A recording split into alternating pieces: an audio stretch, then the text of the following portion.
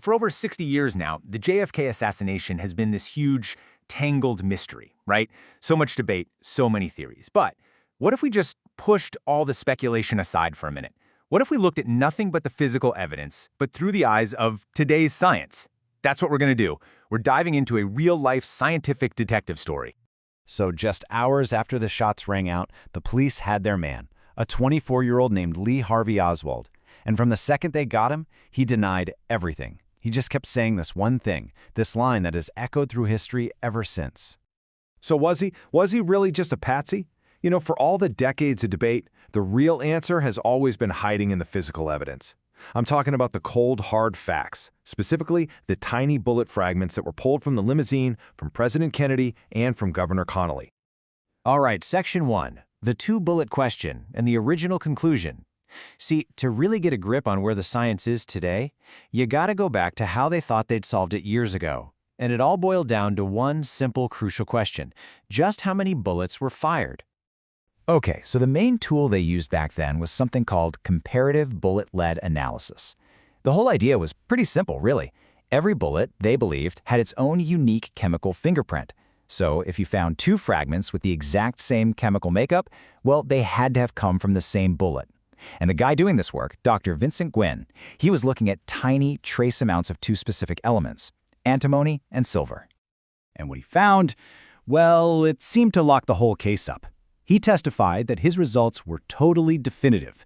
The fragments fell into two and only two distinct chemical groups. This was huge. It became the scientific anchor for the whole lone assassin theory. Two bullets meant one shooter, Lee Harvey Oswald. And for a long, long time, that's what science said. Case closed. Part 2, the chemistry of doubt, a new analysis. So what happens when that scientific anchor starts to rust? What happens when you take another look at the evidence with much, much better tools? Well, that's when things start to get really interesting. So check this out. This really gets to the heart of the problem. Dr. Gwynn's whole case, the entire two-bullet theory, was built on one single idea. That bullets from the same box are all chemically unique. That a match is a super rare, meaningful thing. But then, a 2007 study came along and found the exact opposite was true. So what researchers did was they went back and tested the exact same type of bullets Oswald used. And what you're seeing here, basically, is that the chemical makeup of these bullets is all over the place, and there's a ton of overlap. That thing they thought was a rare, unique fingerprint, turns out it's not rare at all. It's actually super common to find bullets in the same box that look chemically identical, which means a match doesn't really prove anything. And that leads to a pretty shocking conclusion, right? The 2007 study basically showed that the original chemical evidence, it's junk. It's completely flawed. You absolutely cannot use it to say there were only two bullets. In fact, it's scientifically plausible that the fragments came from 3 or even more bullets.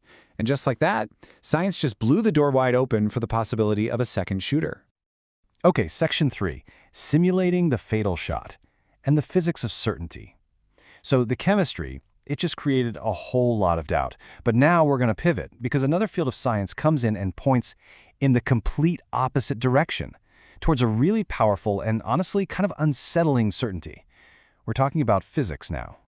I mean, anyone who's ever seen the Zapruder film, you can't unsee this moment. That violent, awful snap of President Kennedy's head, back and to the left. For decades, this was the #1 piece of evidence for conspiracy theories. The shot had to have come from the front, from the grassy knoll. It just makes sense, right? You get hit from the front, you go backward. Simple. But our intuition can be dead wrong, and it definitely isn't science. So the real question is, what happens when you take that moment and recreate it perfectly, down to the microsecond, using state-of-the-art ballistic simulations on a supercomputer? Well, somebody did exactly that. And honestly, the results are just wow. Take a look. On the left, that's a picture from the actual autopsy showing the exit wound. Now, on the right, that's what the computer simulation spit out for a shot fired from the rear, from where Oswald was. That V-shaped pattern in the skull, it's pretty much a perfect match. And it wasn't just the skull. The simulation was so accurate, it even predicted exactly how the bullet itself would break apart. Again, on the left, that's a big piece of the bullet jacket they actually found in the limo. On the right, that's the computer model. I mean, look at how the metal is peeled back. It's just uncannily similar. Okay, so that brings us back to the big question. What about the back and to the left head movement? Well, guess what? The simulation explained that perfectly. It's something called the jet effect. Think about it. When the bullet exits the front of the skull, it creates this massive, explosive spray of tissue and bone forward. And basic physics tells us that for every action, there's an equal and opposite reaction. So that huge jet of matter shooting forward creates a powerful push backward, slamming the president's head back into the left. That reaction is actually way stronger than the tiny push from the bullet itself. It's completely counterintuitive, but it's pure physics.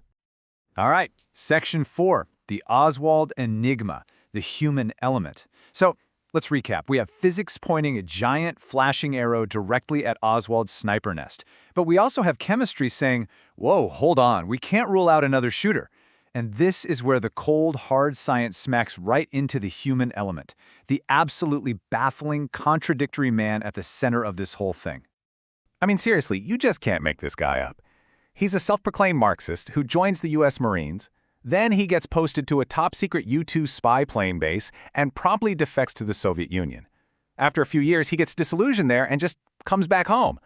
And in the months before the assassination, he's out on the streets campaigning for pro-Castro causes, while at the same time, he's meeting with anti-Castro groups.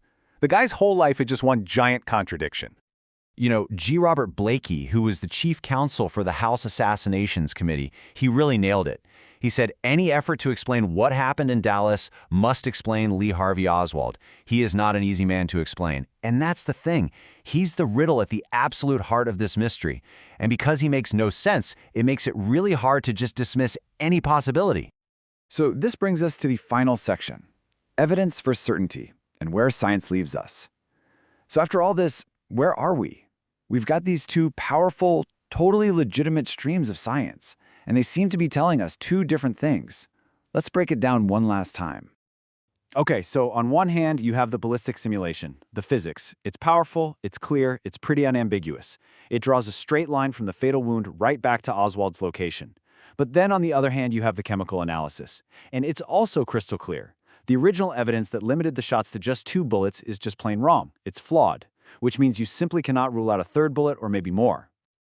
And that is the incredible and kind of frustrating place that science leaves us. We have powerful evidence that the fatal shot almost certainly came from Lee Harvey Oswald's rifle. At the same time, we have powerful evidence that we can't be sure his were the only shots fired that day. So the case for the lone gunman is bizarrely both stronger than it's ever been and weaker. And it leaves you with one last question to chew on. Where does scientific evidence end and the real truth begin?